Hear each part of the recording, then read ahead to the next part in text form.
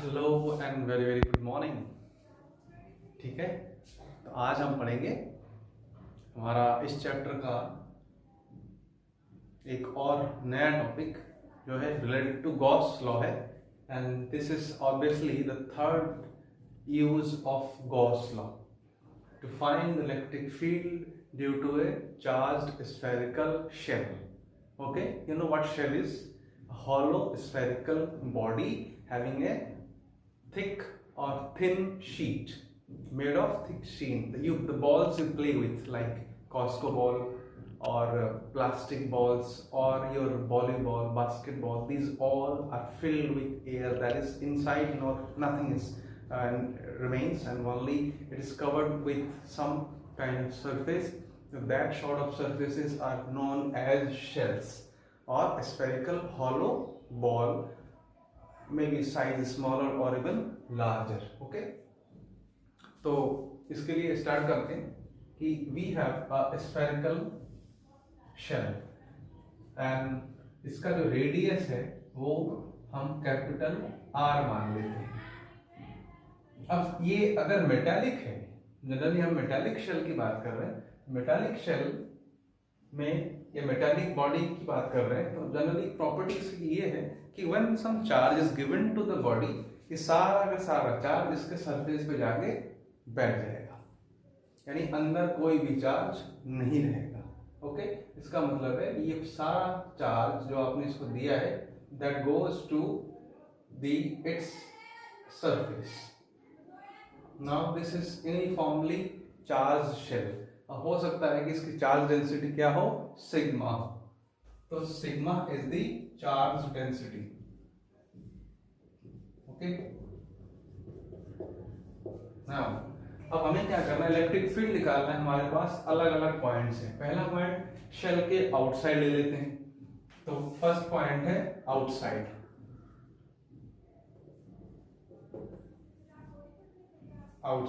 For that, assume we have a point P lying just outside the shell, and whose distance from the center of the shell is, this is say R, and for that particular point हमारे पास क्या हो जाएगा, small r is greater than capital R. Okay, तो अब हमें क्या करना है, गॉस लॉ में हम सबसे पहले स्मॉल r रेडियस का एक गॉसियन सरफेस ड्रॉ करेंगे जो कि इस शेल को सिमेट्रिकली ढक ले इसको। That is we should have a Gaussian spherical surface with radius r. That means this charged body को हम पूरी तरह से कवर कर ले रहे हैं by that surface. See how? तो ये हमारा Gaussian surface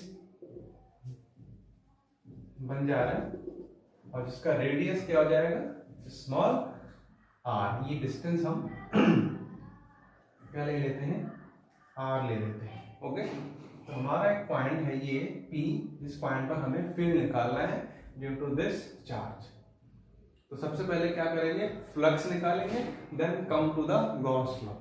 Okay, so flux through this Gaussian surface colored with red line, right? So flux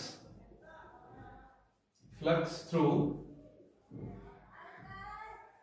the Gaussian surface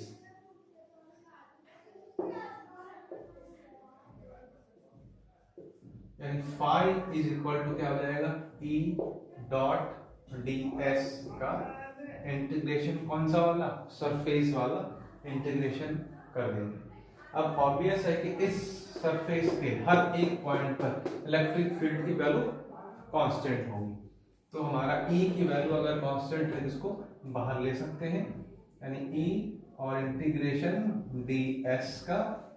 अब मैंने यहाँ से डॉट प्रोडक्ट को गायब कर दिया, इसका मतलब ये देख सकते हैं कि ये देखो, यहाँ पर अगर हम एक छोटा सा रीजन मान लेते हैं, इलेक्ट्रिक फील्ड का रेडियली आउटवर्ड, तो इलेक्ट्रिक फील्ड मान लेते हैं कि रेडियली आउटवर्ड जा रहा है, ये E है, और इस सरफेस का जो नॉर्मल होगा वो भी आउटवर्ड जा रहा है। इसका मतलब है थीटा दोनों के बीच कितना होना चाहिए, 0 डिग्री। बराबर। और थीटा अगर 0 है तो ये जब कट हटा के क्या जाएगा, ई डी एस कॉस 0, तो आपका ई डी एस रह जाता है। चलो एक लाइन लिख ही लेते हैं, कौन सी मेहनत जा रही है। ई डी एस कॉस का 0, कॉस 0 की वैल्यू 1, तो क्या बचा, ई हमारा कांस्टेंट है तो बाहर ले लेते हैं इंटीग्रेशन ई और ds और s, ये हमारा फाई चलता है।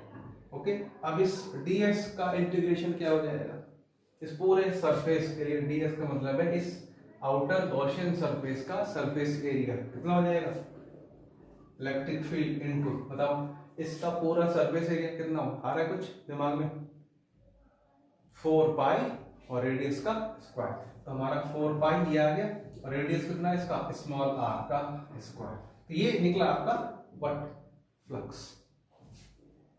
अब ये तो हमारा हो गया फ्लक्स, इसको थोड़ी देर के लिए इक्वेशन 1 मान लेते हैं, तो ये हर बार करना है हमको, ध्यान रखें। ई 4 पाई स्मॉल r, बड़ा r, मीडियम r, छोटा r चले, तो this is the flux. Now from कौन सा लॉ, गॉस लॉ, क्या आ जाएगा कि फाई इज इक्वल टू क्या होता है, कितना चार्ज इनक्लोज्ड है अपॉन एप्सिलॉन 0। अब मान लेते हैं कि इस सरफेस को आपने कितना चार्ज दिया था, Q, जो कि पूरी तरह से सरफेस पे यूनिफॉर्मली डिस्ट्रीब्यूट हो गया था। अब फ्लक्स की वैल्यू कितनी है, ये है, इसको उठा के इसकी जगह रख दो, काम खत्म। देखो इसको उठा के यहाँ रख देंगे, तो नाउ फ्रॉम इक्वेशन 1 तो क्या आ रहा है, E into 4 pi r square equal to कितना चार्ज है, Q अपॉन एप्सिलॉन 0, तो E इक्वल टू क्या आ जाएगा, Q upon 4 pi epsilon not r square, ये कहानी बन गई है। तो यानी इलेक्ट्रिक फील्ड इस शेल के किसी भी आउटर पॉइंट पर की वैल्यू क्या होती है, कि upon 4 pi epsilon not r square. तो ये कुछ पुरानी यादें हमारी ताजा कर रहा है। तो ये था पहला टॉपिक का इलेक्ट्रिक फील्ड, वो हमने क्या निकाला था, due to a point charge, exactly वही चीज है। ओके, अब जो सेकंड केस होगा इसका, वो क्या है, इलेक्ट्रिक फील्ड निकालेंगे इस शेल के जस्ट सरफेस के ऊपर, इन पॉइंट्स पर। तो इन पॉइंट्स के लिए हमें ज्यादा कुछ नहीं करना है, हमें इलेक्ट्रिक फील्ड इस r की वैल्यू में कैपिटल R लगा देना है, ठीक है। तो electric field at surface, that is यहाँ पे क्या लेंगे, r equal to capital R, और इलेक्ट्रिक फील्ड ये आ रहा है Q upon 4 pi epsilon not R square की जगह कैपिटल R स्क्वायर। थोड़ा सा चेंज करते हैं कि एप्सिलॉन नॉट को साइड में कर दिया।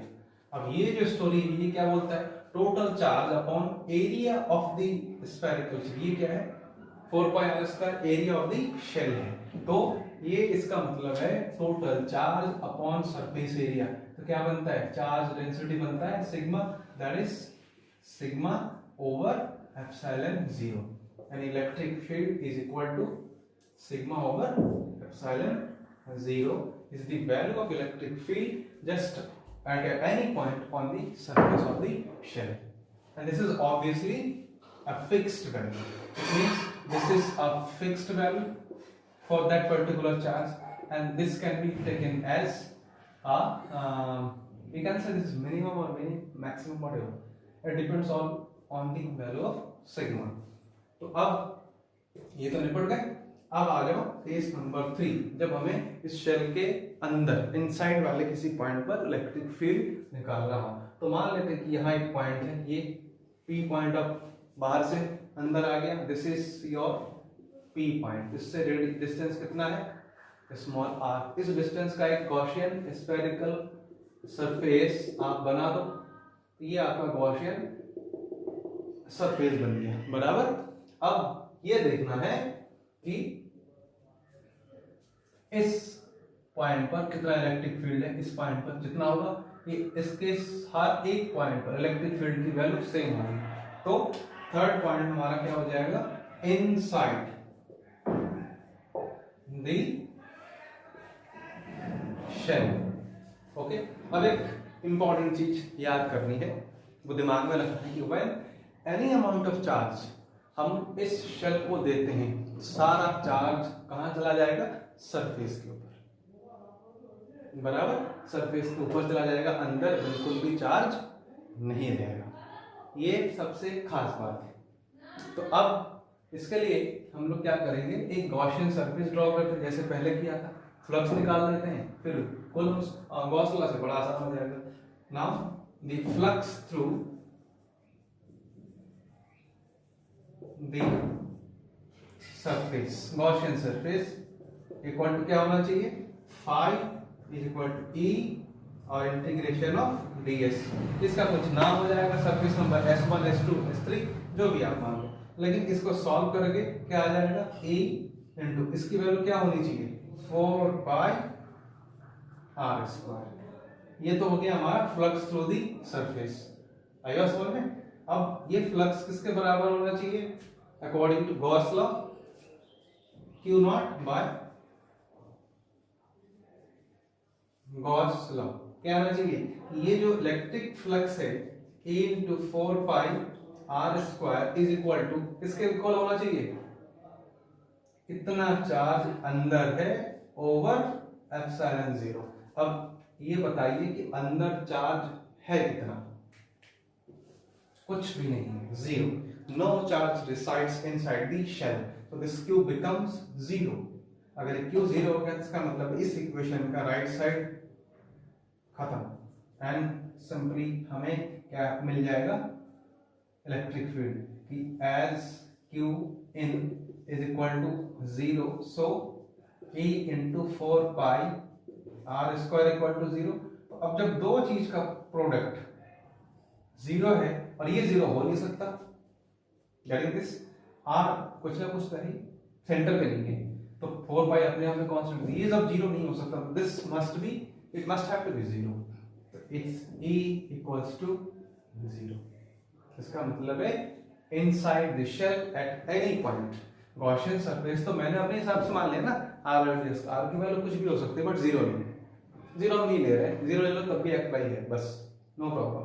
तो r की वैल्यू कुछ भी हो, यहाँ से सरफेस तक, सेंटर से लेके सरफेस तक इलेक्ट्रिक फील्ड की वैल्यू हमेशा 0 हो जाएगी। अब इसके लिए ग्राफ देख लेते हैं। ग्राफ क्या है कि इलेक्ट्रिक फील्ड का ग्राफ r और ये है, जब हम सेंटर से, ये हमारा r इक्वल टू क्या है 0, सेंटर से कहां तक जाते हैं, मान लीजिए ये है, ये हमारा क्या है r की वैल्यू है, यानी हम सेंटर से कहां पर चल के आ रहे हैं, सरफेस तक, ये सेंटर से सरफेस तक आ रहे हैं, तो इलेक्ट्रिक फील्ड कितना था 0। सरफेस पे जैसे ही आप पहुंचते हैं ये वैल्यू मिल जाती है, और ये एक फिक्स्ड मैक्सिमम वैल्यू है, तो यहाँ पर कुछ ना कुछ हाईएस्ट वैल्यू होगी, और उसके बाद क्या होगा, 1/r स्क्वायर के फॉर्म में चल रहा था, यानी यहाँ तक तो ग्राफ आपका ये आता है, इधर कुछ भी नहीं होगा, 0 से लेके r तक। उसके बाद जो ग्राफ आपका गिरेगा वो कुछ इस तरीके से गिरेगा, ये यानी यहाँ पर E proportional to r square है, और इस रीजन में E इक्वल टू कितना है 0 है, और ये जहां पर मैंने ग्राफ स्टार्ट किया है, ध्यान रहे जहां पर मैंने ग्राफ स्टार्ट किया, इस पॉइंट पर इलेक्ट्रिक फील्ड की वैल्यू क्या है, सिग्मा ओवर एप्सिलॉन 0। तो ये हमारा इसका लेखा चिट्ठा पूरा है, ये इसकी पूरी वसीयतनामा है, ये अपने नाम कर लो, बस सारी संपत्ति मिल जाएगी। और जो है कि इसका पूरा इसकी अंडरस्टैंडिंग, और अभी तक हमने जितने गॉस लॉ के एप्लीकेशंस पढ़े हैं, एक से बढ़कर एक इम्पॉर्टेंट है, हर साल कोई ना कोई पूछा जाएगा, बट डेफिनेशन गॉस लॉ की सबसे मोस्ट कॉमन है, तो वो तो आना ही पड़ेगा, और ये तीनों उसके साथ ऐड होके आते हैं। ओके, तो ये इसका ग्राफ है, समझ में आ रहा है, अब इसको नोट करो। टिल देन अगले टॉपिक में मुलाकात होती है, बाय।